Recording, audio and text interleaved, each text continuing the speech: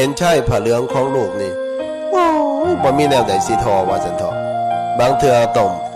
ความตื่นตันใจอิ่มใจเอิบอิ่มใจด้วยอำนาจแห่งปีติธรรมปีติธรรมเกิดขึ้นในดวงจิตของพ่อของแม่ย่ามใดว่าซั่นเถาะมันสิเป็นเหตุให้เกิดความตื่นตันใจ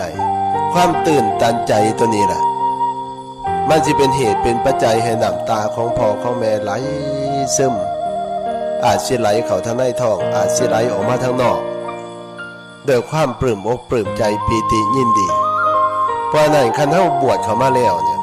คันบ่สนองคุณในส่วนนี้นะคือเฮาเฮ็ดไปมาล่ำมาร้อยนั้นบาปนักบ่แม่นธรรมดานะบวชเข้ามาแล้วนะ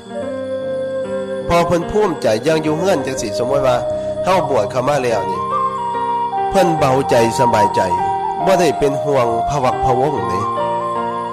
ว่าโอ้ยเข้าสู่ร่มผ้าคาสวพัดแล้วเป็นสิ่งที่ประทับจิตประทับใจเลยว่าห่วงกะเศร้าห่วงเพราะว่าบ่ได้ไปใส่มาใส่บ่ได้ขี่รถไปหันไปนี่สิเกิดพะวักพะวงคันเฮาเป็นโยมอยู่บัดนี้คันลงเฮือนไปปัดนี่ความวิตกกังวลย่อมเกิดขึ้นแก่พ่อแก่แม่ทันทีพ่อแม่บางคนที่หักลูกมากก็ยิ่งนอนบ่หลับคันลูกบ่กลับมาก็ต้องเป็นห่วงอยู่อย่างสั่นว่าซั่นเถอะคันขี่รถไปปุ๊บลูกเฮาคันลูกผู้ใดบ่กินเหล้าเมายาก็สิมีความทุกข์อีกแบบหนึ่งคันลูกผู้ใดกินเหล้าเมายาอีกบัดนี้ยิ่งเพิ่มความทุกข์อย่างมหาศาลเกิดขึ้นในจิตใจของพ่อของแม่คันลูกผู้ใดดีๆจังซี่เพิ่นก็มีความทุกข์อีกแบบหนึ่งถึงว่าลูกสิไปคอยไปงามก็ตามแต่ว่าความเป็นห่วงนั้นบ่เคยเหือดแห้งไปจากดวงจิตดวงใจของผู้เป็นพ่อเป็นแม่บ่เคยเหือดแห้งไปจากดวงจิตดวงใจว่าซั่นเถาะ